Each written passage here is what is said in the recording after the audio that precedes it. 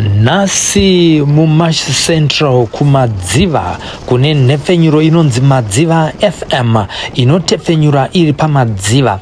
Musha wavo nasi wave pachena mushure mekunge mhepo inotyisa inoshamisa yatakura marata ese zvawo akabhururuka mudenga kunosvika mumakore.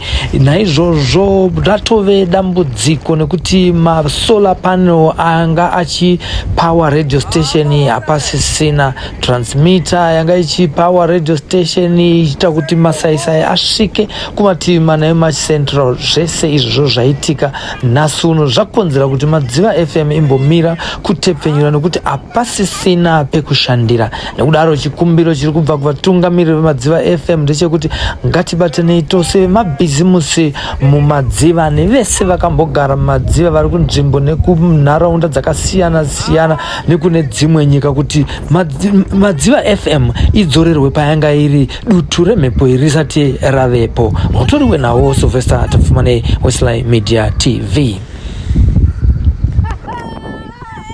Wana for you.